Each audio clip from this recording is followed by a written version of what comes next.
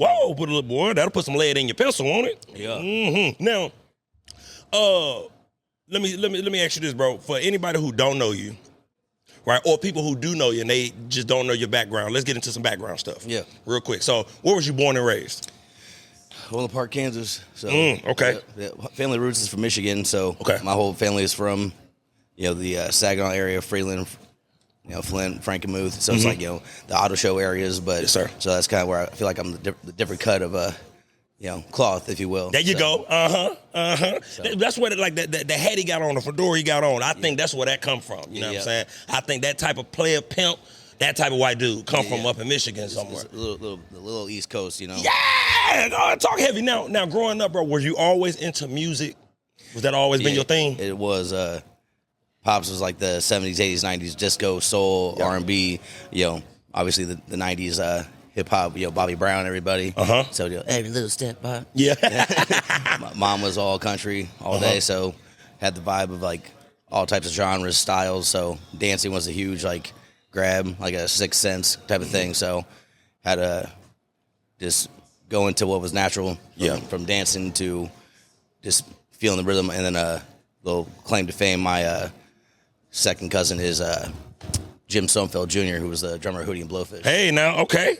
So, now, growing up, did you see that growing up? That's your cousin. Did you see he was going to bloom into that? Or? So I actually didn't meet him until I was like 9 or 10. Got you. So at a family reunion, and I was like, where did this dude get all this hair? Because I'm bald and beautiful. Yeah. But he had hair down the middle of his back. I'm like, who is this dude? And they're like, this is the drummer of the Hootie and Blowfish. I'm like, oh, he's our cousin? That's crazy. So I listened to a lot of them growing up, but they only had so many select songs. So, and then they split. But so the rhythm of just it just kind of came natural. And then, put your hand out the window, letting the wind do all that kind of thing. So it came into dancing and the rhythm. So I was like, okay, that's kind of like a grab for me. I didn't want to be the white boy with two left feet.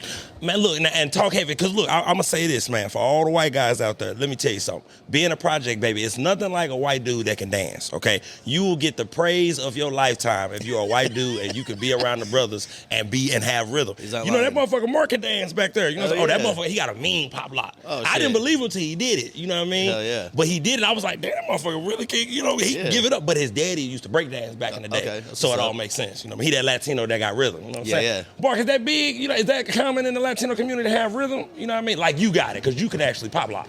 Yeah, I mean, there's not too many Hispanics that can't dance. There you go. Yeah. Talk heavy, because y'all people are rhythm too. We're rhythm. Y'all rock y'all hips too. Yeah. Absolutely. Now, but growing up, bro, so when did you know growing up, were you DJing house parties? Were you what started your thought of, man, I want to be a DJ? Really, growing up, I had three passions. It was either, hoping and praying, make it to the NBA. Yeah, that's right. Steve Kerr was the dude. Number 25 all the way. Okay. So I got that. So, was you rocking with him at Arizona? Or once he got to the league? Yeah, once he got to the league, because he's the only white boy in the league busting threes. That's facts. So John Stockton's shorts were a little too short for me. Yeah. Couldn't do that. but Steve Kerr was like the grab for that, and then look who coaches the best three-point shooter ever now. That's right. So that was where that was, and then being a lawyer, I was keeping it short. I ended up catching the other side of that. So could be a lawyer. That makes some of the best lawyers, though. Both sides of it. You know what I mean? But could always go back to school for that. But that's right. There's that, or be an entrepreneur, which that's where it ended up jumping. So, being an entrepreneur was an open-minded thing, but DJing wasn't really where it was. I was good at sales, and that's what I was doing for a long time. But got out of that into just kind of following your passion. Now, could you actually hoop? Oh yeah. Okay, I was just making sure. Yeah. I was making sure. I talk a lot. I got a lot of confidence, but I talk cash shit on the basketball court. That's right. And one thing, I always say this, man. One thing about Midwest cities, we hoop, bro. Yeah. You know what I'm saying? It's natural. And I always say, and I'm going to say something very, controversial here. Yeah. I think the Midwest has the best hoopers in the country. Let me explain, y'all, because I know y'all finna be in the comments. What? Listen to me. In the Midwest, I think we do everything on the basketball court. Down south, they football players who play basketball, so they super athletic and aggressive. And West Coast, they flashy, they can jump, but it's style, it's swag. Paul Pierce, Paul George, just it's swag. Yeah. East Coast, they can dribble and shoot. Yep. I think in the Midwest we do everything. We play defense, we shoot, we can go to the hole, We can handle the ball. I call us 3-level scorers in the Midwest. That's broken down pretty well. No different than like a Jason Tatum. Jason Tatum he does everything on the basketball court. LeBron James. Yep. Steph Curry, even though Steph Curry's a shooter, but you get what I'm saying. Like, it's just, I think the Midwest got the best hoopers in the country. We are like that. You know what I'm saying? Take that. Now, do you remember the moment where you got into DJing, where you said, man, I'm gonna be a DJ? Yeah. So Gusto, way back when, before his Bridgers, actually before he was even Johnny Cause. Gotcha. Gusto was the last venue, the name of the venue before it was switched to the Johnny Cause brand.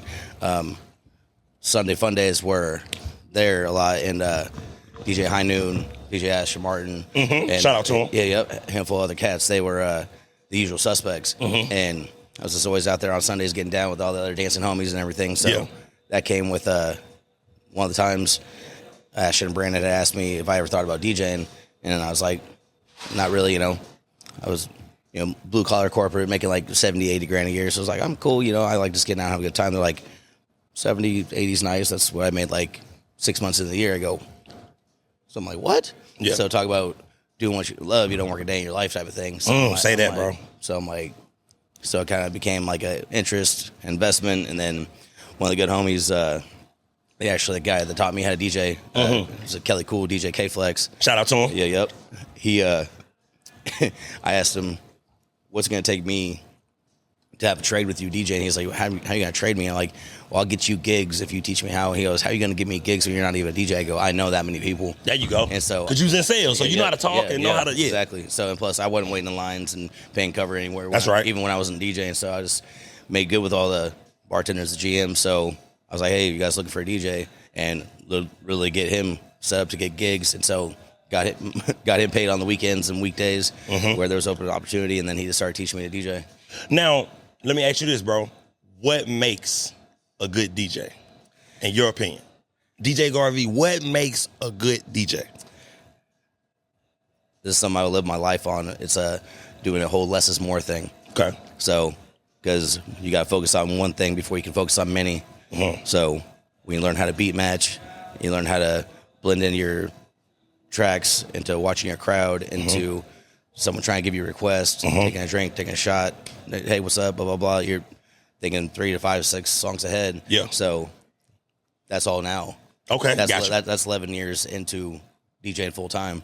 So at first, it's just focus on the simple things. So less is more, and then everything else will progress. Mm-hmm. Now, and then give advice to a DJ that's starting out. What's the best advice you can give to somebody like, man, I know I want to be a DJ. What's the first piece of, before they even do their first gig, what's the first piece of advice you could give them?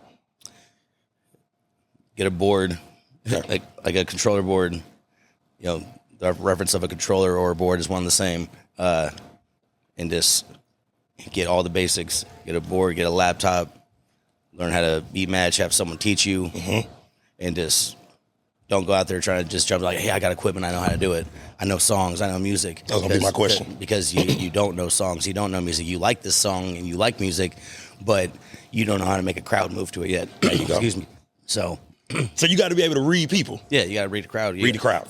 From dynamic to diversity to ratio of guy to girl. Obviously, the women are the confident ones in the world. It's because, the little liquid courage is what gets us going. So, it's like they come out, they start dancing, get them singing, get thrown a little ass. Yeah. Blah, blah, blah. That's how. Absolutely. Here we come. We're chasing that. So the triangle of trust is drink, dance, restroom, repeat. I like that. Give it again for all the motherfuckers who was in the resource room like me. It's drink, dance, restroom, repeat. Okay. So it's triangle of trust, because that way I'm making you move the whole time. I'm making you want to get a drink, talk about, feeling yourself. From Color Me Bad, I want to sex you up, so you're feeling yourself. There you go. You want to get a drink, play a song, talk about shots or something like that.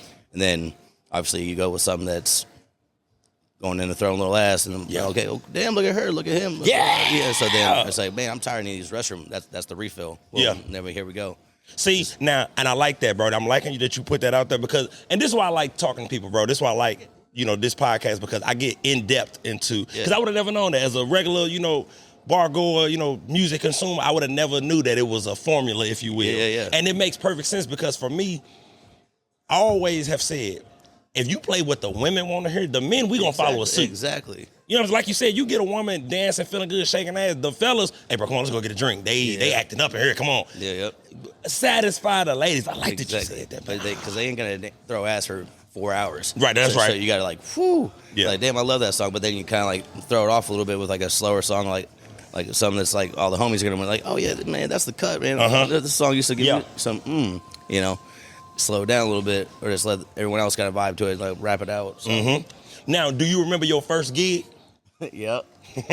Talk about it. That's what I want to hear. Your first gig. What was that? It was at Saints in Lenexa. Okay. There by the Oak Park Mall. So it was still Saints right before it became Beaver Tap, and then eventually closed. But man, that was a train wreck. That's what it's called. Really? Okay. Let's talk about it. I want to get into it. What happened, bro? Walk me through it. Got a little too many drinks in before the gig because I was, little butterflies. Yeah. And luckily, the guy who I originally bought my turntables from and my mixer, his name's Jay Little. Just by coincidence. Might be my cousin. Yeah, right. John Little, Jay Little. Shout out to you, player. Yeah. Was he Caucasian? Yeah, he is. We might be. All right, brother. So light-skinned, we can talk. We can talk. Go ahead. But yeah, he goes by DJ Shadowrunner. But yeah, that's who put me on with the helpful hand of a lot of music, a lot of equipment, and man, I knew I was train wrecking. Just like knew the songs were going boom, boom, boom. Like this wasn't blending right, wasn't sounding good, and so I'm like freaking out. Then press a button that you weren't supposed to press. The screen changes. Like like, man, I'm sweating, and I got a fan right here. But the next thing you know, he walks in. He's like, "Need a little help?" I go, "Please, God." I don't know what's going on. So got all situated, figured it out, and then from there it was cool the rest of the night, and he stayed the rest of the night. So but that was first bar and grill, first gig, first train wreck, and from there, next thing you knew, I had a residency at a hotel nightclub at Power Night. But that was like a couple months down the road after I got done with all the train wrecks. So that went to the less is more thing. Quit trying to do so much. And how long did it take you to gain your confidence where you knew, okay, I know what I'm doing now? To get in front of people for that first gig, it probably took about between 3 and 6 months because I was still getting equipment. Right. And more or less the focus of working on everything every single day. So you was good every day. You would get up and just do something on the board. If I was downloading music, I was sending cue points on new songs, just so I knew where they were coming in. Just getting little baby scratches, just bringing them in time. If I felt they were off, just simple beat matching, getting all my equipment right, getting sound right, just knowing how to EQ, knew how to in the middle of things when they're going bad, just knowing how to just be able to lose my word here. Just fix it on the go, basically. There you go. Yeah, fix it on the go. Like a better word. You got to fix problems, you know what I mean? Because shit can go awry. Exactly. While you back there. Now, troubleshoot. That's the word I was looking for. There we go. Now, let me ask you this, bro. Talk about reading the crowd and knowing what crowd to play what music for. Like, just talk about that being a DJ. Because I think some DJs lack that. Like, I think some DJs will go into a venue with a different crowd, and it's like, bro, you playing shit that you would play there. So just speak to that. Exactly. So, yeah, we call that Serato face. Serato is a software that we use when we're DJing on. So if you just stand at your computer the whole time, you ain't looking past your laptop. You ain't looking at everybody like, hey, you got 20 women over here. You got 10 dudes over here. Obviously, you want to cater to the women always. But it's like seeing that you want to build into what's going to make the crowd move. So, or say you're doing like a quinceañera. So that's a different like dynamic of things. It's a private party. So, knowing you don't have to be able to speak Spanish. You just have to know the rhythms and beats and everything. So getting the type of music that the event calls for, or like a wedding. So there's all different structures of it all. So you're simple things to the respective of, different cultures. Gotcha. So it's really just knowing what you're going into. So, example, playing like at Bridgers, you can go and playing all hip hop. There you go. So, you go play Power and Light. You want to keep it more like top 40 from like the Pour Some Sugar on Me. Pour some sugar like, on so me. I said top 40, like top 100 in like the last decade and such. So, stuff like that. But because you're going to cater to more of the sing along crowds, right? Stuff like that. So. A little bit of everything. And then, so now let me ask you this, bro. Okay, so you do your first gig, right? At one point, was your confidence... Okay, matter of fact, let me ask you this. I'm going to ask a better question. What was the first gig you did where you was like, man, I killed that shit? my first gig at Hotel Nightclub. Okay. Because it was for Crawford Cancer. Gotcha. So then, and fuck cancer. I want to put that out there, man. Exactly, fuck cancer, man. Fuck all that. But the reason was because it was the same night as Pacquiao versus Mayweather. Hey, now, okay. So, and that gig was during the day from 3 to 7, and they said, hey, if you do well, we'll have you back. Okay. I didn't know they meant that night. And so I did well enough to where, which obviously is appreciated, killed the cancer, killed the crowd. Yeah, loved all that. And they're like, hey, you want to come back tonight? I was like, I really want to go watch that fight. But it wasn't nothing. Exactly. It wasn't nothing. It wasn't. It says defensive fight. Facts, not real. You gotta knock me out to win it. So I know how it goes. But either way, it's one of those.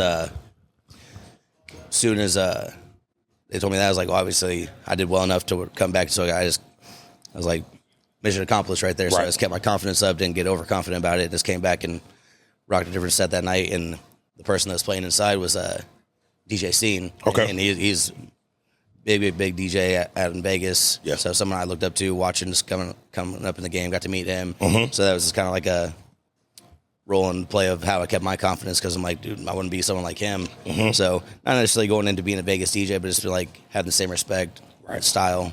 So yeah, that was a proud moment right there. And do you remember, if you could, because I mean, you've been doing it a while now, bro, but do you have a favorite gig, or like a memorable one, not even a favorite, just one that you vividly was like, man, I remember this, and I'm going to always remember this set, this gig, Probably New Year's Eve going into 2019. Okay. New Year's Eve going into 2018, it was at Brewtop South in Overland Park. Yeah. Place is crowded. I had a whole promo video made for it and everything, so it's just one of those nights where everything went flawlessly. Whoa! I know that felt good. Yeah. Like, you can see it in the video, just like the confidence. It's just a minute long, like, promo video, but there was nothing wrong about that night. Like, mixing, blending, scratching, and everything was like perfect. Mm-hmm. So my confidence on the mic, because that's a whole nother concept right there. Let's talk about it. Yeah, let's dive into that, bro. Yeah. Confidence with being a DJ. How important is it? It's everything. Okay. Because you gotta sure that even if you can hear your crowd going like to the song. So y'all can really hear us on the dance floor? Yeah. You can hear it. We're like, what the fuck is he playing right now? Like, that ain't it, bro. Like, we can hear that. No! So, all the time you don't have to have your headphones in. Got you. So a lot of the times just to save my ear, but like you can see the faces go like, what was that on? Mm-hmm. Like, wait, what's up? It's like, it's that triangle trust thing I'm doing, man. Right. Don't worry about it. You'll see in the next 2 songs, you'll be back to getting down again. So that, but then it's like getting on the mic too. Like if you don't have an MC with you, facts. Like that's where having a little buzz like kind of helps your like how we feeling tonight? Like especially going on a New Year's gig. So, but that's usually where my confidence is. I got a little liquid courage going, and I know I'm having fun. Had a couple shots and drinks into it, talking to the crowd, because then now you're not like, oh, what I'm gonna say? It's just all natural then. Right. Man, you want to know what, man? Maybe that could have been a gig for me, man. Being an MC for a DJ, I would do great, bro. You would. I would do excellent. See, okay, you know what? But I'm going to charge your ass, because I know I'm going to bring the energy. Yeah, you got to. I get out in the crowd and all kind of shit. Yeah, we might have to look into that, man. Ain't no free 99 around here. Yeah, man. You know what? See, this is why I love when I get certain guests in, man, because it sparks, ideas and John. You know what I mean? That's why I got to get like-minded people in the building. You hosted the party last Sunday, well, so.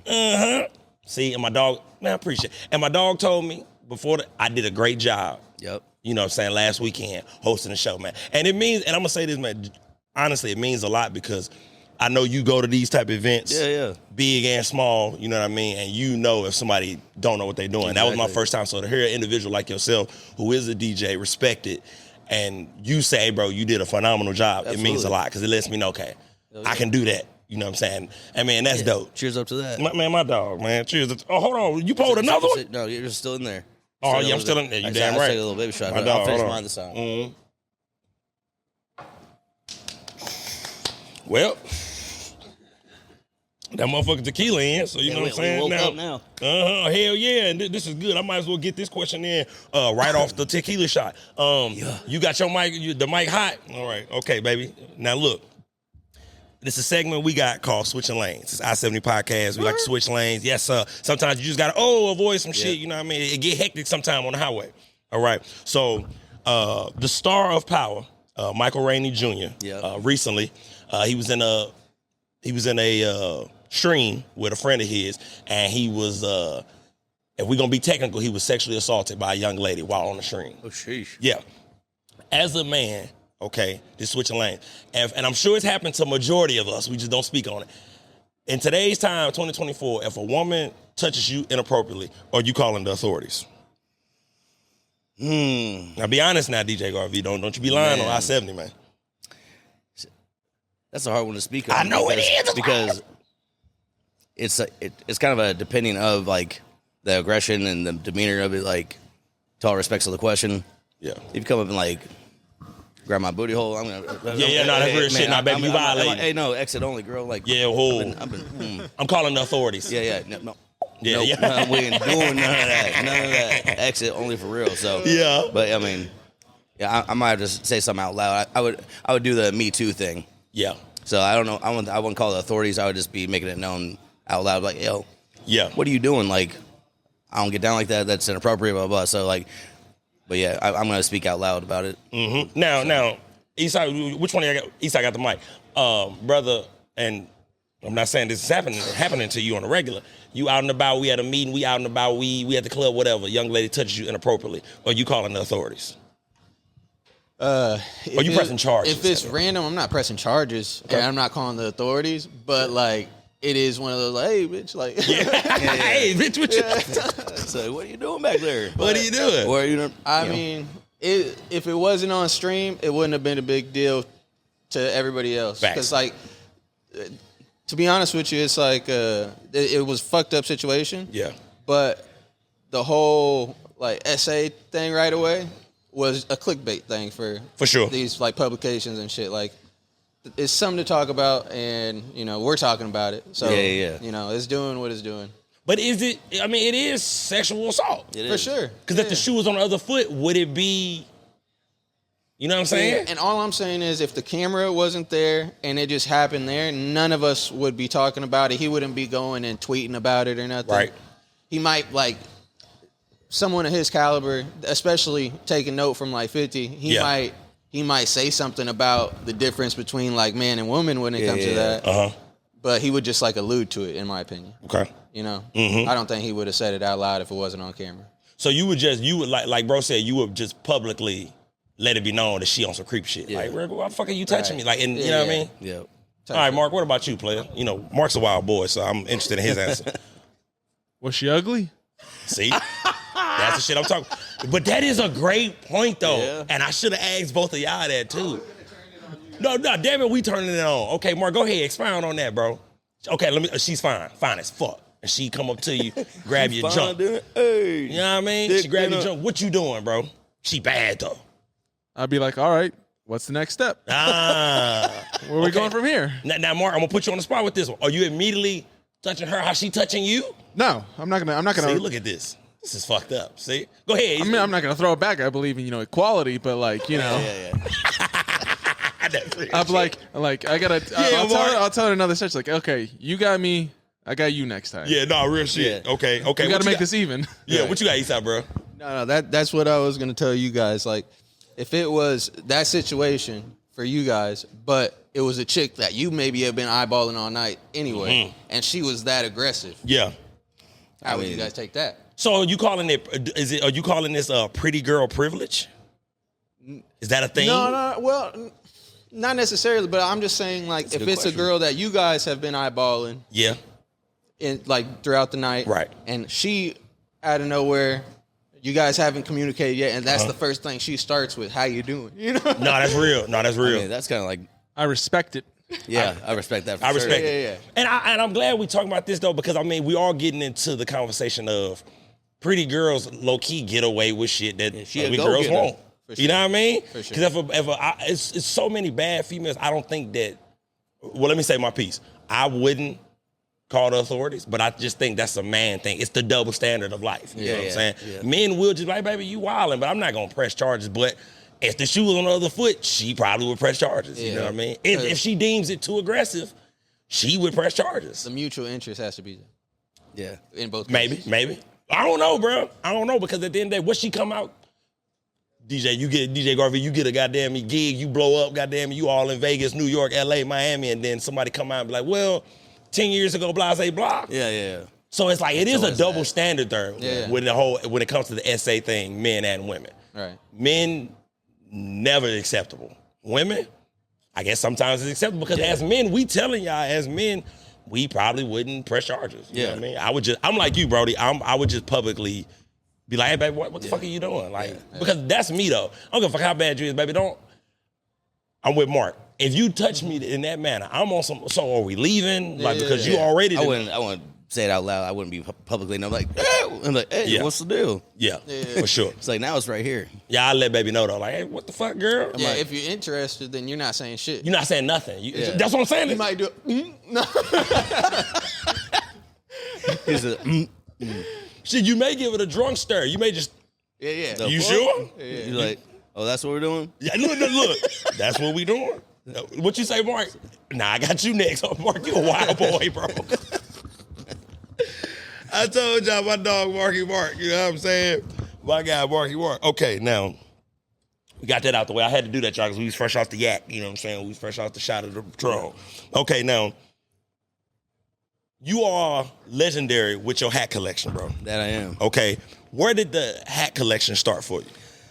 Really, I was always wearing hats, but I worked at Lids in the Oak Park Mall for like 3 years. So it was getting the different styles. And then as I seen the hair was going further and further back, it's like, got to keep wearing the hats. Yeah. And then just committed to shaving and went bald and beautiful. You know, I got evenly proportioned shaped head. Hey, so you know. It's nice. Bald and proud, goddamn me. Got to be, but, you know, still the hat's part of the fit. So it's kind of just got stuck to it. Yeah. And, you know, the teams and styles are like, you know, I got some St. Louis hats, like homies from, you know, the STL. New York was just always a dope hat to fit. So mine was more like a style of outfit. So, gotcha. Okay. So it wasn't always like, you know, oh, are you from Toronto? Are you from New York? Are you from Boston? No. Because we do that. For men, we do that. Like, we'll see a hat and be like, oh, you must be from, no, I just go with the fit, brother. Yeah, because I'm not wearing a Detroit hat. Like, You would never wear a Detroit hat? No, I mean, I had a couple, but like, I'm saying like the navy blue and the orange, the shit was ugly. Yeah. But, sorry, Detroit. Yeah, that shit is ugly. I'm sorry. But I did have some style ones that were like $45 that were just like, whew, man, and wearing those, they're so heavy because all the stitching that's involved with them. So I started going with the snapbacks, brought that back. What a wave. I remember the snapback wave. Yeah. Oh, man. What snapback is back. Oh, what a wave. Yeah. Now, advice to, I'm glad you took me somewhere, DJ. Goddamn me, with the going bald. Do you recommend men who are going bald just accept it? Yeah. Just accept, like, don't try to hang on. Don't do the Stephen A. Smith. Correct. Well, he got the money to fill it back in. No, that's real. Okay, no, that's real. That Bron did it too. Both of them. Deion Sanders did it. Oh, it's getting done. Yeah. It's getting done. So you say just when you see you going bald, just accept that you're going bald and cut it off. Yeah, exactly. Fucking, I mean, I used to go to the barbershop, get the fresh, you know, straight razor blade to it for a while, but it's a little expensive for a while. But so I got a Remington now. Okay, gotcha. Remington just you can walk around. You do it yourself? Yeah. Twice a week. Man, you want to know what, Mark? You ever thought about that? You got good hair though. You ever thought about going bald? No, cause y'all got good hair. Y'all family though. Give me about 10 years, I'm going bald. But you ain't losing your shit, is you? I'm receding. Oh, you receding? Receding. But we all naturally start receding at some point. Go ahead, Mark. What you say? My pops wants to do it. He just wants to shave his head. He wants to try the bald look. Yeah. But me, no, I can't do bald. But don't get twisted. It is a lot of work because like you get clean shaven, your pores are all open, so you just constantly. Yeah. Okay. You ain't bald unless you got the towel with you. Yeah, exactly. Yeah, okay, yeah. Like the Sunday preachers, that's what I think. Okay. All right. Yeah. See, I got a big ass head, so thank God my motherfucking line is staying where it's staying, because goddamn me, my shit is like, I got a blockhead, bro. I got that football player head. That shit with, you know what I'm saying? You know, a football player shit, like you got your corners just. Now, but look, and here's another problem. Wow. Here's another thing for me. I thank God my line has stayed where it stayed because I don't have facial hair, bro. And I feel like to go bald and make it look good, you gotta have facial hair. I can't grow facial hair. You can't be naked faced and be bald. You look like a creep, bro. You know what I'm saying? You look like a creep, and I don't want that. You know what I'm saying? You know what I mean? You like an old ass baby. Like, wait, who you trying to attract, man, brother? What the fuck going on? So yeah, I thank God that I ain't going bald. Like Mr. Clean, but Mr. Creep. You know what I'm saying? Because then you gotta go all the way bald and that way. Then hell, I look like a damn police officer if I do that. No, we don't want those. Yo, you looking for somebody bald in here? Oh, you out here wilding, so you can ask somebody else. I mean, look, it's men, okay, we go bald. Yep. It's what we do. It's accepted. But you gotta tailor it to it, man. You know what I mean? Keep your pimping strong. Yeah. DJ Gar V telling you, man, make sure your hat game strong. Yep. You feel what I'm saying? Keep a towel with you. Always. You know what I'm saying? Get you a Remington. Yep. And then, you know what I mean, do what you do. Because, you know what I'm saying, going bald get expensive. Yeah, and, it does. you know, y'all boy about to touch 30. A lot of my homeboys is going bald, baby. And I see a lot of men. Let me say this. We're going to clip this up. It's a lot of men out there, man. Y'all holding on to that hairline. It's over. Yeah. Give it It's the running away. It's running away. It's over. Give it the fuck up. They will still love you. You just got to pimp about it and the make it look ladies. good. I think, listen, and look, what I'm finna say reigns supreme. When you bald, hat game and jewelry. Yep. Check my dog out. Yeah. And her looking good. You feel what I'm saying? When you bald, man, and then women low-key love the bald head. You got to make it look good. They do. You know what I'm saying? There's one saying this bald is beautiful. I'm like, okay. There you go. I'll run with it. Yeah. Well, I never forget one of my best friends, man. His shit had been receding. Some men get a bad deal. Yeah. Some men, it's God, man. Your hairline was receding in high school. Like, we saw it, brother. Like, it was like It's like 5. damn, you 16 and woof. Whoa. And let me say this, though. It's a lot of barbers out here. Yep. Y'all the reason why a lot of motherfuckers went bald. Yep. You cut him too deep one time on the line and you pushed his shit back and he had to ride with it. So you made the receding hairline go faster. It scarred him for real. You know what I mean? So a lot of barbers, y'all don't want to talk about it. Y'all the reason why a lot of people going bald. You know what I'm saying? Y'all done skipped him. You had to, go over and do it again. And barbers, y'all got to take, y'all got to take some accountability for the men I heard going bald. Yeah. And all the men out there who got good hair, man, shout out to y'all, man. Yeah, You know what I'm y'all saying? lucky. It's a blessing, man, ain't it? It is. It's a blessing, man. His father, but your daddy got good hair. Pops ain't bald in this. Yeah, you said your mom's dad had good hair. No, he wants to though. He wants to do the bald look, but no, he's got a good head of hair. Y'all got good hair in y'all family though. Like your daddy still got hair. You know what I'm saying? Shit. But Pops in his what, 50s? Yeah, but That's good. no, but like I tell him every time, I'm like, bro, like if I could see that scalp, it's time to go. Yeah. Hey man, you don't push your agenda on somebody else, man. He not ready for it. No, but it's just like let it go. My dad just turned 65 on Tuesday, and he got more hair than me and my brother. Word? Yeah. Oh, Pops be talking shit at the barbecue. Yeah, it was. I don't know what the fuck happened to y'all. It's like I'm like, Bosley happened to you. Fuck Yeah. it. We just gave up. I did at least. Man, shout out Pops, still got the good hair, man. Yeah. Because one thing a lot of old men do, they'll do it, God rest his soul, they'll start to do the Kobe. But they'll just make it real light. Yep. You know what I'm saying? They still got their liner, but it's real, it's real light. You know what I mean? Man, look, shout out to all the men going bald. It's okay. And look, these women, they out here doing goddamn me lipo and all this shit. Mm-hmm. If you want to go get your line and put back together, brother, if you got the money, go on and do it. Yeah. Damn that. You know what I'm saying? It ain't right that all these women can put on makeup and wigs and goddamn me and all this shit, and we can't do nothing for ourselves. Yeah, get plugged in. Go get plugged in, man. Stack your money. Because listen, these women getting BBLs and all kind of shit. We should be able to put our line back together and look good up until our later stages. Yeah. Goddamn it, it's not right. Deion Sanders did it. He looked good. Bron did it. I'm a LeBron fan. LeBron was losing his hair on 09. Yeah. His shit came back like, boy. Like, why he stopped wearing the sweatband, the headband? There you go. Because he got it back in. There you go. And I remember that headband got thicker and thicker. Yep. When he was in Miami, he had the big headband. Yeah. That Tempur-Pedic headband is what I like to call it. That motherfucker. Tempur-Pedic Hell yeah, that motherfucker was thick. I was Yeah. like, wait, hold. What's going on here, LeBron? And then out of nowhere, his line came back. Look, LeBron, you my favorite, baby. So you ain't wearing the headband no more. Oh, because you got to fill back in. Yeah. Now look, Brian, I love you, baby. I've been a fan since 03. Don't hate me, man. You my favorite athlete. I'd never come up to you if I saw you in public, but I'm saying you my people, man. Don't do your boy like that. You know what I mean? Now, okay, it's what is it? Goddamn, was it June? Yep. Okay, it's Men's Mental Health Month, and I usually start the show with this. How you doing, bro, mentally? I'm doing pretty good, actually. Like, during the wintertime, keep it a buck. It's tough out here. Okay, got you. You think about the slower months of like financially. Got you. So it's like, what could I have done at the end of the year last year to where I wasn't sitting so tight financially, or like, living situation where I want to advance into going into the following, like the next year, Yeah. So January through March is always kind of like tough, like trying to figure out what you want to do Yeah. to get to the next steps in your life. So that's always kind of like it's cold outside, it's dark all day, because it's wintertime. So those are usually the darker months where it's just like it's more like everyone's their own worst critic. Gotcha. So absolutely, it's kind of like what can I do right now instead of being poor petty me on me. So, but as soon as it gets brighter outside, things start flourishing, flowers, gigs, money. That's right. Life. So.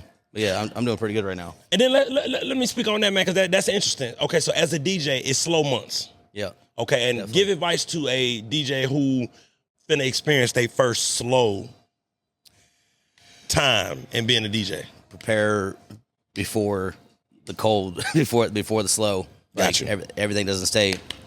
It's like that in the moment, but like that, like today's June, tomorrow's December. That's right. So that's any and all advice. Like, and if you've got to do a daytime job, then get a daytime job. Like, that's kind of where it's starting to look for me too. I like that. Yeah, I like that, bro. Because that at the end of the day, Brody, that's real advice, bro. Yeah. A lot of motherfuckers wouldn't say that, and that, man, I love that you just said that. Sometimes, man, you got to go hold it down somewhere during the slow times. You ain't got to do it the whole time, but keep your money rolling in. Yep. Yeah. That's what I'm starting to think about to do. Because, one, I'm 36. I've been DJing full time for 11 years. Yeah. And there's a shelf life earlier to, being an athlete, being a DJ. For sure. Because, like, I looked this up last year, and, like, it's a humbling thing, and, like, not that something that you thought of that was going to happen as a DJ, but you're like, you become famed. Right. And so you're not famous, you're not Travis Kelce, you're not Patrick Mahomes, but what's the next coolest thing to a professional athlete in the nightlife, or just in, like, oh, who's hosting the party, blah, blah, blah. Well, we are. That's right. Like, as a DJ, so, like, we're going to McFadden's, we're going to Ale House, RIP. We're going to all RIP, man. God damn. We're going to all the places that were hot and hopping. Well, who was the DJ? Got you. Everyone remembers the DJ name. So when people are like, hey, DJ Gar V, like, my name is Ryan Gar V. So it's just hyphenated my last name just because, people are inebriated. So, like, Gar V. I like it. It's very easy to say it. Yeah, no, it's real. Say back to less is more. Like, because some DJs, I'm not going to lie, man, it's hard to say y'all names sometimes, bro. Like, y'all spell it funny and, you know what I mean, it's that and the third. So I like that, It's just my last name hyphenated. Yeah. So it's that, and then, like, being humble to it all. But it wears and tears on your body. Like, you're 25 is my favorite number, so I say I'm 25 forever, but I'm not. Yeah. No, that's real. So yeah, getting into probably towards the end of this year, looking into maybe just go do an Amazon warehouse job or something like that, because it's, pretty high up, good benefits, that kind of thing. So, but, that's to the future of what's going to come. And then, there's not as many open gigs during the slower months, because, patio gigs, weddings, everything. No one's getting married in the winter. That's a good point, bro. So, that's where the lucrative side of everything is. It's the money. It's the private side and the, bar mitzvahs. Yeah.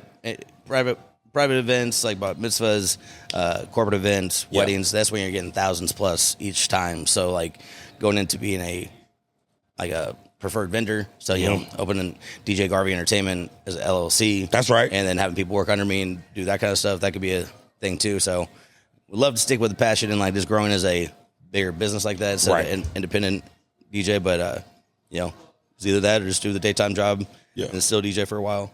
Now let me ask you this then.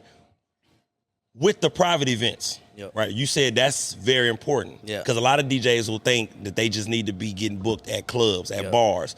The private is what gets it to where you can sustain a lifestyle with just DJ. So just speak to that. Get into the private events. So being in the nightlife, through the weeks, you're looking at, you're doing a Tuesday gig, Wednesday gig, you're looking at $300 a gig. Okay. Thursday, you're probably making $400, maybe splitting it with another DJ around town. Okay. Friday, Saturday, Sunday, you're getting $500 no matter what. This is kind of the corner market that, guys like Ash and High Noon, myself, other DJs that I kind of kept it. Shout out y'all for setting the market. Yeah, yep, for sure. Corner and everything. That being said, you can only live so well off of that, and plus you want to be out till 2, 3, 4 in the morning every night. Yeah. So when you go do more at the event, and it's we need you to do some announcements. We want this type of music. We want this, so it's more structured, more orders out of us instead of this freestyle gig. We need 5 times the amount because we're doing 5 times the amount of work. So we're bringing our own speakers, our own equipment. You need announcements said you need this song played at this time. We need to be there 2 or 3 hours early to set up, in a sweat outfit, and then put the real outfit on. So playing the part. So that's usually what I charge for weddings. I get $500 on a weekend. Well, you need me to do 5 times the amount. So I'm charging $2,500 for a wedding. Yeah, gotcha. And people will pay it. And I was just gonna say those the events that people pay for. Yeah, I mean, that's real. Yeah, I mean, they're getting married one time, hopefully. Yeah, hopefully. But it's like, with the divorce rate, I don't know. Yeah, exactly that. Fucking, what's marriage these days? Yeah, that's right. It's like, hey, just wanted to do it for the do it. Yeah, it looked good. She wanted to do it, so I said, fuck it. And then the next year, boom. Oh, well, ain't that some shit? Having a divorce party playing out. Now, I'm glad you said that, bro. I think people need to have divorce parties. If you gonna make us come to the wedding and all that shit before, when y'all break up, y'all need to have an event for that too. Yep, I be seeing women do that all the time. We're having a divorce party. I'm like, well, shit, where's the men's at? Yeah, we got damn work. So here we are. Oh, we all at the strip club. We tripping. You know what I'm saying? Yeah. Thank God. I mean, I'm trying to find a good one and have some kids someday, but I don't know. I feel you, maybe I'm weird for that. Man, hey, man, listen, I'm the same. I turned 30 this year, man. I be thinking the same shit. You better have a whole new outlook on life. I already know I am, bro. 30s is nice. Yeah. 20s was like, it's all the fuckboy shit. There you go. All the trying to play games like, oh man, you get sick of the shuffling. Yeah. Now watch, you're gonna be walking down the street like, hey, is that John Little? Like, yeah. Yeah. Here I am. I'm excited, man, because like when we young and we in our late teens and 20s, we think 30 is old. Yeah. But man, now that I'm a grown man, I know the 30s for a grown man, those are your years because you making the most money you ever made, and it's up here. We not on the young fuckboy shit no more. Yeah, like I'm not running around trying to fuck 10 women. Nah. Like I'm cool. Like I ain't trying to fuck you. Yeah, there you go. And that look, matter of fact, let me get some pimping to the young men. Yeah. DJ Gar V. Look, this is what I always say. I always say when I was in my 20s, right, I would run down there to fuck one of them. Yeah, yep. But now that I'm 29, when I walk down there and fuck all of them. Yeah. That's true. You know what I'm saying? Yep. I don't do too much. Less is more, like you were saying earlier. Yep. Less is more. I don't even be shooting my shot like that. Like they come to you once you get up in age. It's appreciated too. It's There you not go. It's not just like, oh, we is some acts out here. I mean, we are, but it's a confidence about you when you go out just being yourself and they see you chopping up the boys and fucking, oh, hey, sweetheart, blah, blah, blah. You talking to every single girl that walks by you, but you're not shooting your shot every single one. They're like, oh, he cute. Actually, he kind of fine. Oh, you know what? Yep. He mine. For the night, whatever it is. Like, you stay honest, I'll stick around for a long time. But, I mean, it's certain, I'll say this, when you get older, young man, it's certain etiquette and, a demeanor that you carry when you go out. Yep. You'll do things that women like. Exactly. Without, like, for instance. Without trying. You'll buy a woman a drink with no intentions other than buying her a drink. But this is what women like to see. Exactly. It may be that joint across the bar who saw you buy the drink for the other joint. Yeah. And there you go. Yep. But we got to be doing that type of stuff, though. Like, you can't be going to the club and not. I don't like men that go to the club don't do stuff for the women, bro. Yeah. Even with you being a DJ, bro, that's what you said earlier. Yep. You play songs to get the women involved. It's about the ladies, brother. Yeah. You know what I'm saying? Go have a good time. We men, we gonna have a good time regardless. Yeah, already. We could be with the homie in the crib on the porch drinking a brew and we gonna have us a good time. Yep. But it's titties in the building. Yeah. And ass. Titties and ass in the building. Ass and titties. Yeah. Ass. Why are we not? Because listen, as men, ain't nothing like being out with your partners, you're having a good time, and there's beautiful women around. Hell yeah. And it's appreciating it. And then you one of the gentlemen in the building that's not a creep. Oh man. That part. Oh man, because a lot of y'all, I ain't gonna say a lot. Yeah. Some of y'all are some creepy motherfuckers. Yeah, just you pressing. Y'all scaring the women. Y'all too aggressive. Pressing a little too quick. Grabbing up a little too quick. You can't take rejection, brother. Okay, men, young men, learn how to walk away. If she's not feeling you, walk away. Or if she turns when you walk up on her, walk away. Walk away. Learn how to. And then read the room. Read the room. Save yourself. I'm helping you. Read the room. Save yourself, young man. Like, there's nothing worse watching a man trying to press the issue when he's already been rejected. It's nasty work, bro. You don't look good. If she sees you walk up and she looks at you, then she turns around with that thing and starts throwing it, she okay with you being right there. If she goes like this, walk away. Walk away. Just walk away. She's going to too. Come on, man. And then you don't want to be the guy that get embarrassed in front of the group of girls. Yeah. Or like, oh, you struck out, homie. Come on, man. And then look, furthermore, the fellas didn't seen it. Yeah. You know what I'm saying? Fellas, we'll never admit it, but in the club, we see who get rejected. Yeah, because you're like, man, she wasn't that cute anyway. Okay. Yeah, why? That's why you mad. And that's the thing. Sometimes, no matter what fit you got on, how good you smelling, some women don't want you, brother. Yeah. It's what it is. There's one too many sprays. There you go. One too many sprays. That's real, bro. That's real. Because I say, when I'm in the club, I go to have a good time. Yeah. For me. But I'm in the club, so I'm gonna handle myself accordingly. Exactly. It's beautiful women in here, it's music playing. I'm gonna have me a good time. And because I'm having a good time, I want everybody around me to have a good time. Yeah. I should have been a DJ, bro. Man, see, I always be making sure I let ladies know when I see them, like, by the way, your nails look nice. It's like, you ain't got that done for a reason, and that shit ain't cheap, and they do look nice. Sometimes, like, she could be any size, any color, it doesn't matter. Like, that's right. Like, oh, by the way, hey, you're cute.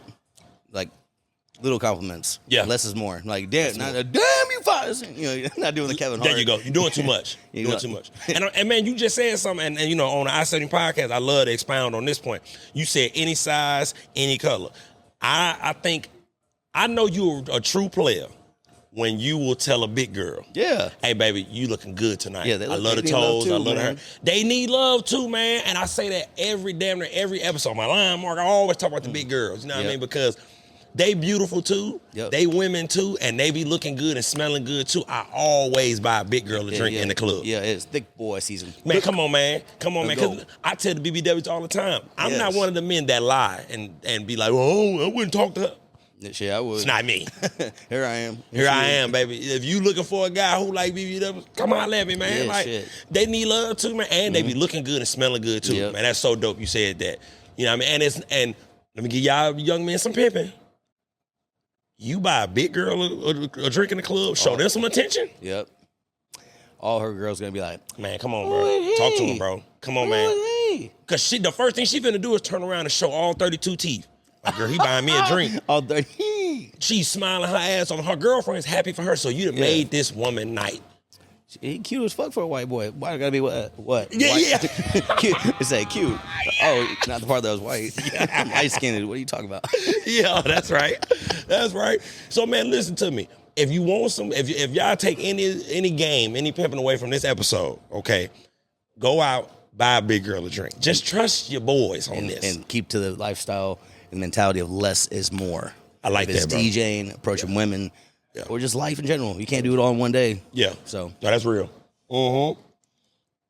Less is definitely more, for sure. And as you get older, man, you realize you don't need to do too much. That's what I call it. You're doing too much. Yep. Like men and women. Being extra. You being extra, bro. It don't take all that. Because simply, especially, and I know we talking about women, but with women, it's like when you do less, number one, you don't seem like a goofy. Right. Number two, you don't seem thirsty. They want to know more. Leave a little bit up to, mystery, man. Like, buy a drink and walk off. Yeah, yep. I bet because I'll put it to this way. If a woman talks to me at the bar, bro, I'm going to buy her a drink. Yeah. When I step up to the bar, buy me a drink. If a female's next to me and I say, hey, how you doing, sweetie? Hey, how you doing? You want something?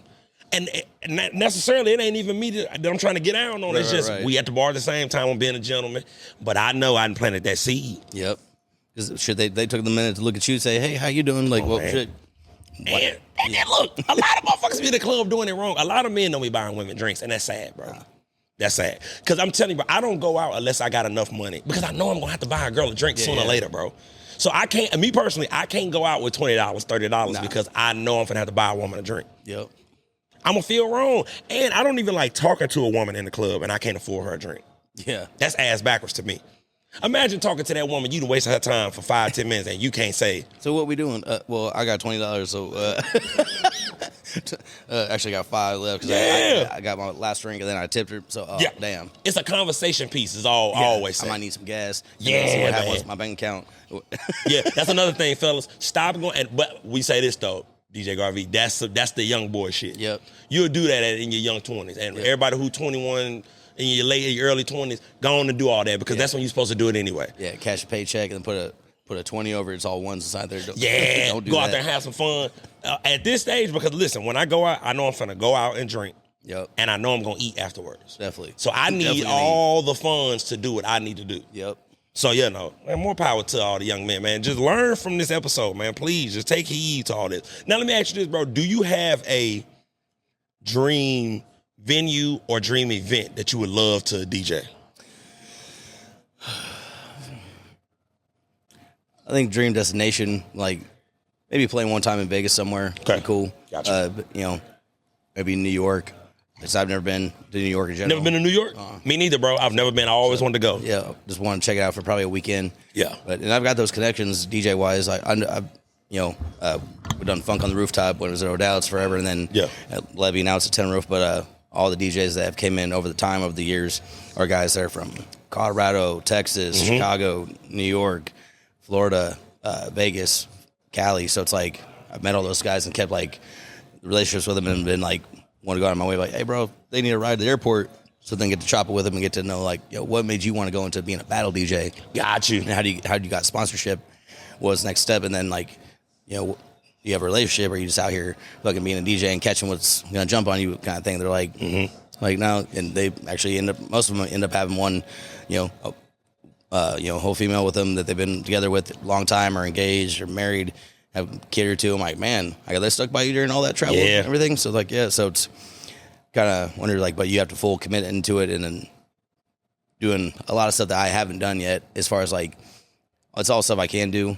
As far as like putting up content every day. Gotcha. Putting up little like battle sets or just like one sets that you can have sponsors like Red Bull see or BPM Supreme, DJ City. These are all like record pools that grab you like, okay, cool, yeah, we'll give you sponsorship, because then you get recognition of that and you can travel on their dime and everything. So that's right.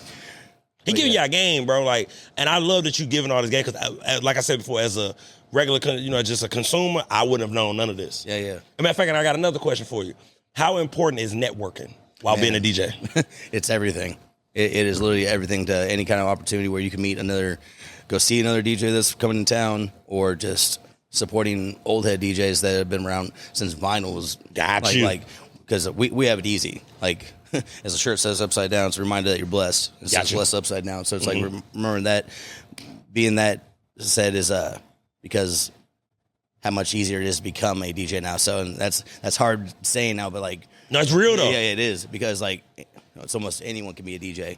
If you got a MacBook. Yeah. That and the board, and you know how to beat match. Yeah. You're like, oh, look, and you can do the whole Poly D thing. Like, the music's doing it for you. You got a microphone and you're fist pumping. I'm like, you're not even touching the board, man.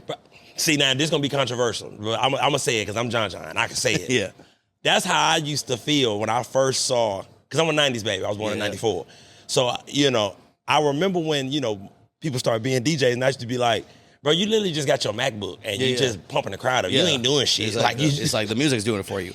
So, and I fuck with Pauly D heavy. Just as like one as a reality TV star, he's hilarious. I used to love Jersey Shore. Yeah. I still watch the family reunion. It's on Hulu and all that. I used to love it.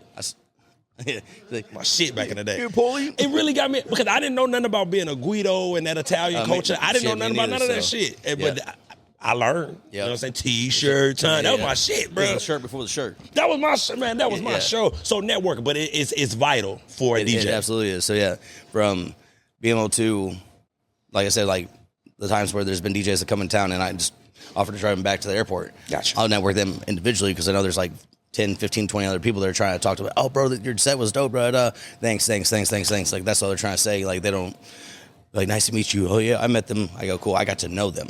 Gotcha. You met them. I know them. I have their phone number. I can call them. I can be like, hey, yo, bro, like, here's some of my shit so you can hear me, see if I'm qualified enough to come out and play with you. That's right. I don't care if I'm opening for you, or I'm not going to say, like, hey, yo, let me be the headliner. I don't need to be that. Like, you say I've played with Buck Rogers or Chris Carnes or DJ Scene. I've not played with any of them before. They've seen me playing. We've done little cut sessions and stuff, but like never played sets with them. So, but I do have that networking to where I have all these dudes' numbers, and they would give me the chance because I took the time to get to know them. Right. So, but yeah, that's everything for the up and coming for sure. And man, then one thing before we done with that segment, man, shout out to all the old school DJs, man. Yeah. All the ones who had to use the vinyl and carry the crates. Yep. Man, shout out to y'all, man, because y'all have. We talking about Pauly D. What's the real famous DJ? DJ AM. No. What's the Aiko? Am I saying his name wrong? Steve Aoki. Steve Aoki. Sorry, bro. I know I botched your shit. Yeah, all good. I think those guys. Yeah, he came up on vinyl. You know what I mean? Those DJs who ushered in that. I mean, these DJs getting. Man, I don't know what he get a set, but I can only imagine what he's getting paid. About $40, $50K. You feel what I'm saying? Yeah. Shout out to all the DJs who carried the crates and y'all ushered in this wave because I mean the new era DJ would be nothing without y'all. Yeah. So shout out to all the DJs from the 70s, the 80s, the 90s, man. Shout out to y'all because like I said, y'all opened the doors for what it is now. And all the guys still carrying crates. Just That's right. That's what they're stuck to. DJ, shout out DJP out in Springfield. Yeah. Hey, shout out all my people out in Springfield, man. Y'all do a lot of drugs in Springfield, bro. Allegedly. There we go. Allegedly. Allegedly. I don't want to put that on y'all jacket, but y'all know that's true. Hold on. I got some shit I need to talk about before I get up out of here, Brody. First and foremost, y'all kids, y'all home for the summer, y'all fucking up my pimping. Okay? Y'all always home. Y'all fucking up how I get down. You feel what I'm saying? Real players, we can't come over for no morning buns, no midday buns, because you motherfuckers is in the house. Okay, y'all always home. Go some goddamn where. And that's the problem, bro. Y'all damn kids don't be outside enough. Yeah. So we don't even have time. See, when we was coming up, we'll be outside all day. They had to tell us to come in. You motherfuckers don't go outside. At all. So I can't even come over. And I feel like y'all hating and cock blocking because y'all know what it is. Mama need a life too. Take your ass over your homeboy house and go outside, ride some bikes, play some basketball. Yeah. Because y'all fucking it up for the pimping like me. Or let's pull up to DJ Gar V's house. I got a pool in the backyard. There you go. Pull up the man. Go somewhere or go to the pool. On a Monday. Yeah, get your ass out the house, man. Y'all fucking up how I do things. You know what I'm saying? I can't do nothing no goddamn more. It's cool. When these damn kids go back to school, Mark, about August? Yep. Yeah, August need to hurry up. Yeah. Get your ass back in the house. Mid-August. Well, out the house, excuse me. Yeah. Tell their moms to put them in summer school, day camps. No, man, ain't nobody going to summer school no more. It was kind of cool. They're doing it online anyway. It'll be online. What you doing in here? Man, don't worry about me. That's what I'm saying. Get your ass on the computer. Go somewhere outside. Work. You know what I mean? And then another thing that my dog Mark brought to my attention, and I seen it online. Me and him was chopping it up before you got here, bro. The state of Kansas, okay? I don't know what's going on, what y'all did to Pornhub, but the fact that that you got to put your ID in now on Pornhub, that's diabolical. Y'all dead wrong, the state of Kansas and Pornhub. I don't know why the hell y'all allowing this, because that's not right. And I'm telling you, men, if you put your damn license down to watching porn, that's not right, bro. Yeah. You have a problem, and you need to just stop watching porn. You're real proud. You feel what I'm saying? Yeah. Because that ain't right. Don't put your damn ID down. Them people don't need to know our business. Yeah. You know what I'm saying? Then they going to be able to track what you putting in your search bar, Mark. Don't no man want nobody to see what he put in his search bar? Nope. Nobody needs to know. Because my search bar is diabolical. Yeah. You know what I'm saying? I don't go too crazy, but I would hate for them to pull up my search bar, Mark. Could you imagine? Don't want to. Mark, could you imagine if your search bar got leaked? All the shit you done searched, every man would just be done. We'll be done. Because they'd be like, brother. You just need to make sure you're over 18. No, you don't. No, you know what I'm saying? You haven't for 30-some years. Come on, man. No, you don't. Young men watch porn. That's what young men do. You know what I'm saying? They're horny. And women. There you go. See? And women. Women, y'all watch porn too. They do. You know what I'm saying? For a shit show. Oh, what you got, Mark? The ones that do are probably the same ones that will come up to you and just grab you. Yeah, that's no, facts. big facts. There you go. That's factual. No, that's facts. That's real. I saw her do this in that one video. Yeah. Boom. See, it worked. See, they were playing, but that's whoa. Yeah. This is real time. But yeah, Kansas and Pornhub, I don't know why y'all made that a thing, bro. Like Kansas. The Chastity Belt, United States. You speak on that real quick, bro. Man, I lived there my whole life. There you go. You can get a felony for jaywalking. Swear to God. Man, I was just nope. Yeah. Ticket. I will never forget. I'm in Manhattan, Kansas. I was going to K-State at the time. Aggieville. Shout out Aggieville, man. I had me a good time. We used to go to 1863 bar all the time. It's not 1863 no more, so I can say it. I used to be there underage all the time because my brother was on the basketball team, and that's a college town for you. If you know anybody on the team, it's cool. But we drive to Colorado. Okay. From Manhattan. And if anybody knows Kansas, once you get outside of Wichita, it's nothing in Kansas. Correct. Like, shout out to all the people in West Kansas, but y'all know I ain't lying. They play 8-man football in West Kansas, bro. Like, it's not even 11-man. It's nothing out there. It's agriculture. So, but we driving to Colorado. They only play 7-on-7. They said 8. I swear to God, bro, I'm not lying. Because one of my homeboys, my dog Ethan, he come from a small town in West Kansas where, I mean, he graduated with 15 kids, 12 kids. Like, he went to a very small school, so, but his daddy's a farmer. But we driving to Colorado for some activities. Yeah. We driving to Colorado, and I think it's like a porn shop. Y'all know them porn shops when you drive in rural America. Kind of like Cirillos. Yeah, so you got the porn shop, and it's a billboard. But right next to it some people in the state of Kansas put a billboard that said, Jesus hates porn or Jesus loves I've you seen that. right next to the porn shop cheese. And right there, I knew, that's when I found out what Kansas was. Yeah. When I seen, I said, oh, they some religious motherfuckers up in here. Chastity United States. Oh, man. Did y'all feel that? Because, I mean, y'all from KC, but did y'all feel that vibe, how Kansas was growing up? Yeah, grab the mic, motherfucker. Because y'all from Kansas. Nah, but like it was more the religion that kept us. Like, that's real. You know, because Catholicism is really there's repercussions for all your actions. You know, type thing. Yeah. What they saying about porn and I mean, it's frowned upon, just like in any religion. Yeah, I think porn is frowned upon. But it's just the same way like Catholicism, contraceptive is frowned upon and shit like that. So. And I think, look, man, I'm a person, bro. Honestly, you know what I mean? Religion is cool. You know what I mean? I think growing up, I thank God that I was in the church growing up because I do think it gives you some form of structure and things of that nature. But let you have some belief. Yeah, I just did away with it, you know what I mean? Because I started to have my own opinion on religion. You know what I mean? Because I honestly, and I'm going to say this, I think super religious individuals, some of the most judgmental people they are in the world. You know what I mean? It's like, damn, you can't, because it's supposed to be God is our judge. You don't get to judge me because you go to church every day. Don't judge my life because in the good book it say come as you are. Yep. I was made in his image. You ain't got to, don't push your, you're a bad person because of this. I mean, hey. And it's not even God as your judge. God wrote a scripture, the Bible, of, you know, here's how I did life. Here's a suggestion on how to do it. As you read it, take what you will from it. Yes, I like that. So it's like, how you going to run your life? You're going to run it. I won't judge you. I won't frown on you. It's like, I already gave you, here's the rule book. Commandments. Yeah, that's what it is. And, you know, if you feel like you've sinned, then, you know, go say 10 Our Fathers and, you know, be on with your life, or just, you know, take the parts that make sense to you in your life. So. Because for me, man, my faith is strong, it's high. Yeah. I believe in a higher power. And me personally, I always say I talk to God like he one of my partners. Yeah. You know what I'm saying? Like when I'm praying or sometimes when I'm just in the car and I just, you know, have a moment. Yep. Excuse me. I talk to God like I would talk to, hey man, help me out. Like, you know what I'm saying? Let me know something. Yep. I call him big guy. Yeah. That's what I like to call him. I like that. I be like, hey, big guy, help me out, man. Like, yeah, man. Talk to me a little bit. Give me a sign. And I always ask God to guide my footsteps. That's kind of the thing I say the most, because it's like we in control, but if you have faith, you believe that God is in control. I believe so. I always just say, man, guide my footsteps, and you know he gonna guide me where I need to be. I'm just trying to be righteous and, you know what I mean, do right by people. I think that's to me that's what it's about. Yep.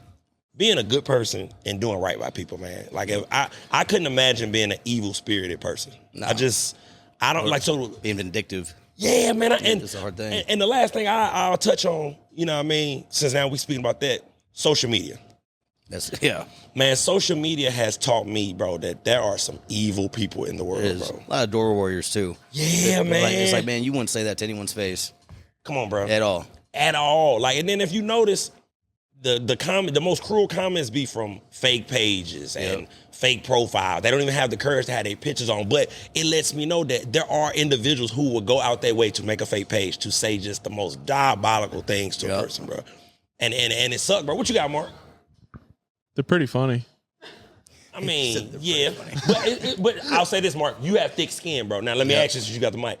Imagine somebody who doesn't have thick skin. You trying to do right and you just, okay, here we go. Mark is an inspiring actor.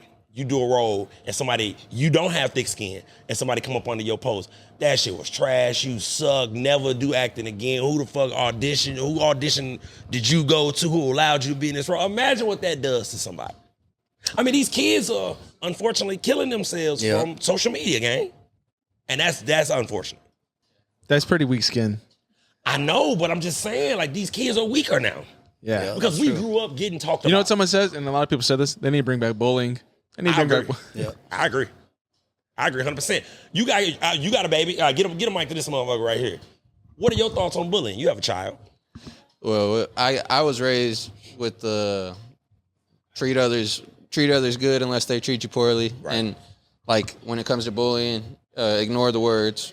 But if it ever got physical, you double down on the intensity that they brought. So if they came and just like pushed you, you throw some punches, you know, like.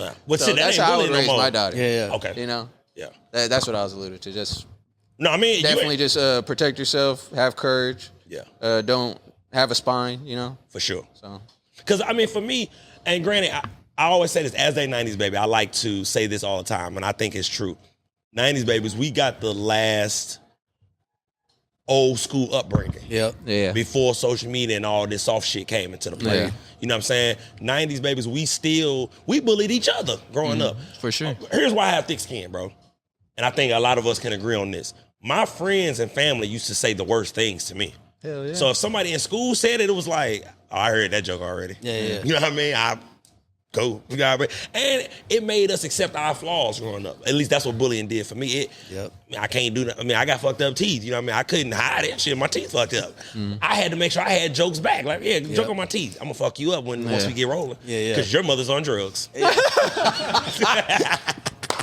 I think, and I also think that could be a culture thing too. Yeah. It's like, all jokes aside, me being a white boy, fucking growing up, walking the hallways and listening to the homies cracking on each other was one of the funniest things ever. Until they're like, "Man, what'd you fucking laugh at, Garvey?" Boom, boom, boom, and they start going in on you. I'm like, oh, that's what you think? Boom, and like I could go right back at them. But for a while at first, I'm like, oh, that ain't funny. Yeah, like, yeah.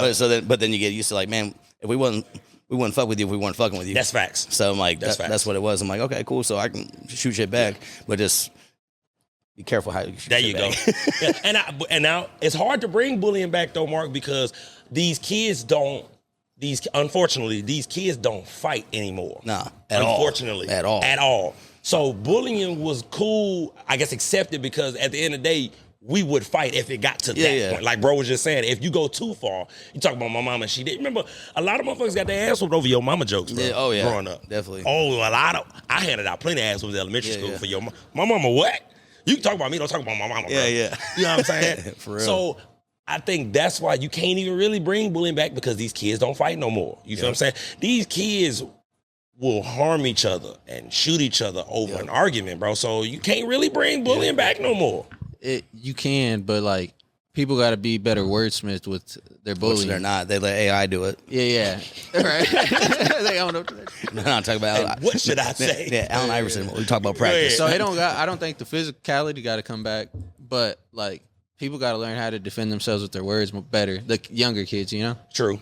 Because like you said, like our generation, we grew up with getting bullied in the house, which helped it translate over. Yep. But now it's so cookie cutter or so disconnected. Like parents aren't raising their kids as school is type shit. Right. That they're not getting that at home bullying too, Yep. or lack of siblings too. People don't want to have no fucking kids no more. So I mean, and that's another thing, man. These kids, I don't think are cracking jokes like we used to. Right. I mean, because in St. Louis we call it joning, and other areas of the country cracking on each other or ranking on each other. Jeffing. Yeah, Jeffing. Every region of the country got their own what they use for cracking jokes on one another. It was worshipped. Yeah, I mean, to the point I remember on MTV they had the Yo Mama show on MTV. I remember that shit. Hey, Mark just said I thought it was Joshin. Okay, that's the OG. That's yeah, the come on, man. You went full white boy on that one. Josh and Jeff and yeah, I mean, oh, is that KC? Joshin? Is that a thing? Oh hell no. We took Jeffin from West Coast. I'm pretty sure. I think so. I don't know. But Josh, they ain't Josh and Drake. Yeah. I'll give you the white boy. Man, I'm just joshing with you, bro. I'm just joshing with you. Now, you know your boy went to predominantly white school. I'd heard it before, for sure. You know what I mean? But it was worship. So serious, guy. Why so serial? Yeah, man. I'll say this: bullying is never. I never liked bullies, but I mean at the same time, it was. I always say this: it was a necessary evil. Yeah. Because we grew up with the same, our parents should just tell us, hey man, sticks and stones. They break your bones with words. So it was, what you say about me? And if you can't crack back, that was the worst thing when you couldn't crack back. That part. It's like, shit, I can't say nothing back. These motherfuckers laughing at me. And like bro said, in our culture, you don't want to be the one that's laughing at the joke. Yeah. Because if I crack a joke on Esai and bro laugh, and let's say he laughing too hard. It's like, man, motherfucker, what you just said? I know you ain't laughing. Oh, let me talk about you. It's like, here we go. So you ain't getting off free. So now it's a whole little skin in the thing. game. Man, hell yeah. Me and my friends still do it to this day, bro. Like we talk bad about one another, But it developed that hardened skin where it's like, literally, bro, I'm in a space now where I'm putting my face out there to the world. There's nothing nobody can say to me in the comments that I have not heard in my time. There's no, I mean, literally, the moment I'ma see it, I'ma laugh and be like, hey, bro, I've been hearing that shit since my teeth been fucked up since 6th grade, G. It's like, and you still watching me. You know what I'm saying? It's the thick skin portion. And I just think it's sad that, you know, these kids nowadays are harming themselves from comments because it's not real. And matter of fact, we can end it on this. The people online who are doing that, bro, they would never say this to your face. Ever. It's because they're insecure themselves. It's like they're hiding behind a screen. Yeah. I call it door warrior stuff because, you know, places I've been, and it's like, oh, you're going to see me when I get out from behind this door. It's like, okay. Then you get outside of the door and then like, what was you saying? All that. Oh, I'm right here. Now you don't want to say because you're going to catch a fade. Oh, I was just saying. You say, I was just playing, man. No, you don't play with the words you were saying, bro. Like, so then it's all that. But then why are you so scary to say, right, oh, here I am. Like you're talking all that online and that's the difference. Social media allows people to talk shit online. Yeah. Growing up, I mean, you had to see a motherfucker all the time. Yeah. Because on live streams, like, oh, man, see, everyone saw that video. Oh, they were talking slick. You better take care of that. Well, then people motivate each other to go whoop the other person. Yeah. And then it's like, are you really going to go whoop them? Because then it's a lose when you win thing. Because then you're going to go whoop somebody. Then that person goes, oh, hey, fuzz. Boom. There you go. And then you're going to catch a record and da-da-da-da. So that's just how that all goes. And it's different now. And I feel for the youngins nowadays. I'll say this. Because growing up, if somebody fought in school, especially with me, you know, I graduated in 2013, it would probably be a few people with the video. Yeah. But now, when you fight now, it's on the internet for millions of people to see. It's on the camera on the light down the street. It's hard to take an ass whooping, I'll say, for the youngest now. Me, John, I don't give a damn. I still take me an ass whooping, but if need be. But I'll never be afraid to get out there with you. And if I lose, I lose. Because, I mean, everybody knows if you watch the podcast, I ain't undefeated out here. I took some ass whoopings in my life. Yeah. But it's no man out there can say I didn't get out there with him. Right. I'll lose, but you can't say, that's my biggest thing, bro. I pride myself on, you ain't gonna punk me, bro. Right. That part. You know what I'm saying? Now, I'm man enough now to diffuse the situation and go, hey, bro. That's what I do. I don't have a problem. You don't have a problem. I'm trying to get home, bro. Yeah, exactly. Well, we finna fight and get arrested. Yeah, that's what I'm in people's ear saying. I'm like, hey, don't, like, especially if it's a good homie. I'm like, hey, remember, little girl at home waiting for you, fucking your son at home waiting for you. Like, I'm gonna talk to you about your family. Like, yes, sir. It was like, and that's because I know you. And I'm like, hey, bro, do you have kids? Like, trying to get you right there. Like, it's somebody I know. Like, I know they can do damage to themselves first before they go do someone else. I'm like, bro, if you do that, then your daughter ain't gonna eat, or your son. Like, I don't try to go that deep to it. It's like it's necessary though. But yeah, it is. It's the principal point. It's the priority point. It's like, you ain't proving nothing because someone's gonna watch you do this. But guess what? Then here comes, Westport PD or the security and bear mace, and you feel me? It's just and you can't see for a day. Yeah, that's right. Eyes burnt out. Hey, Westport security definitely would just walk through Westport. Yeah, it's like they would get the crowd to move one way or another. Be 2 girl fights. Yeah, damn man, like the whole block be burned out. When I worked at Bridges, it was a girl. She got maced. She came running in. We had to get milk. We had to put milk in her eyes. Yeah. That just happened outside of Firefly 2 Sundays ago. 2 females were getting into it, and 2 of the homies that were old bouncers, they're good homies of mine at L House. Like, hey, like my boys was like, hey, I got it, breaking them up, and also, got him right in the face. Yep, and it was boom. And that shit burned, man. It does. I worked security at the front door. I used to. Yep. Because I always knew when they made somebody, because it would make me start coughing. Yeah, it gets everybody. Fuck, my eyes is burning. Then everybody running because they trying to get away from it. You don't want that bear. No, you don't want that. So this one I be knowing the show over with, because that stool. Mark, hold on. When the fuck did you get a cushion on the stool, brother? What the fuck? Is this new? Or you been doing this shit? No, don't try to pull it away now. Yeah, you just looked over. He's been standing up for 45 minutes. Have you? Your ass cheeks been hurting that long, Mark? Pause. No, did it? Yeah. So I'm just checking on my guy. You know what I mean? I don't know, man. I thought the signal when I stood, man. What happened to that? That's what I said. That's when he gave me the signal. Like, all right, John. He said, damn, we've been done for 45 minutes. Yeah. You know me, man. I talk all day long if they let me. Now, listen, bro, before you get up out of here, please give them your socials, any events you got coming on. If you got to check your calendar, that's cool. But any events you got coming up and your socials, give them all to them before you get up out of here. Just at DJ Gar V, DJ GAR_V on Instagram, X, Snapchat, Facebook, the same thing all the way around. Events coming up. I'm actually free today, which is a rare thing, but got to come out and sit down on the I-70 podcast. My dog. Oh my God.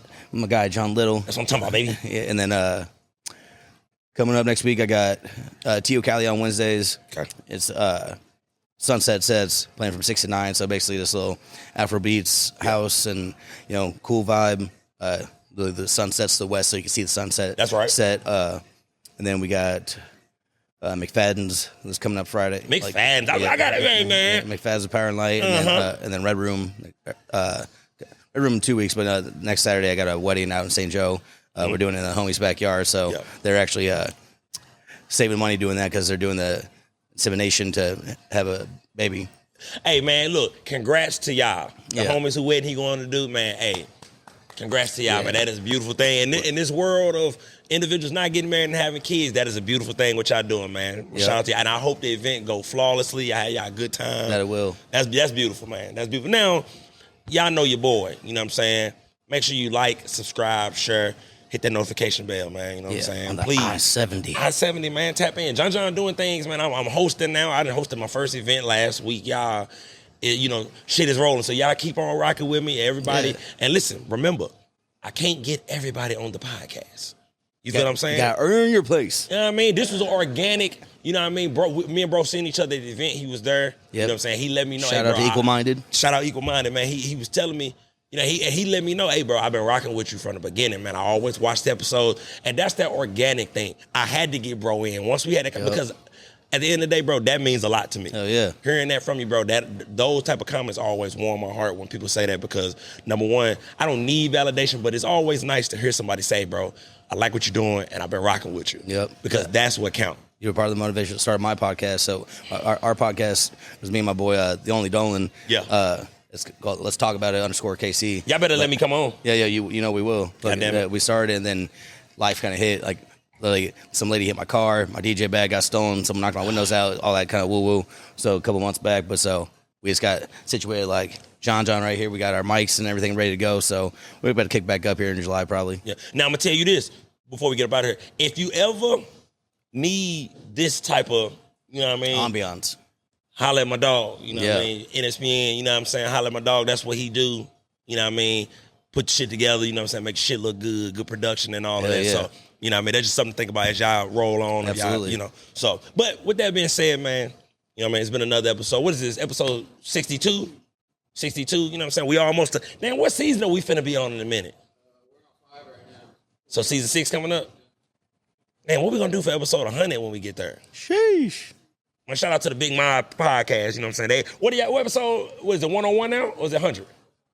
Man, shout out, man, because 100, I've been waiting to get to 100. You know what I mean? 100 episodes, that's, hey, bro, that's 100 weekends looking at It's crazy, bro. But, you know what I'm saying? I appreciate y'all for listening in for another episode. Make sure y'all go follow my dog on all his platforms. Go tap in with him so then y'all know what events to come to. My dog do weddings, quinceañeras, bar mitzvahs. Did I say that right? Yep. I said it right, didn't I? Yeah. Mark was hating when I said it. He thought I was going to botch it. Man, he's like, whoa. That motherfucker Mark. John, you're so cultured. Que pinche pero. Told y'all motherfuckers, man, I am the people's champ. Okay, I'm internationally known as John. You know what I'm saying? Little corners of Mexico, people know me. You know what I mean? Just little corners, little pockets. You know what I mean? I'm known. Yeah. You know what I mean? Little cartels, you know what I mean? You know what I mean? Look, they trying to give me to host events down there, and I'm like, you know what I'm saying? Big Mike. That's the owner of the shop right there, baby. Mike. Big Mike. Man, where you coming from, man? Looking good. Got the button down on. Cycle. My bad. Excuse me. You know what I mean? But with that being said, man, this has been another episode of I-70 Podcast. Appreciate y'all for checking in, and we out.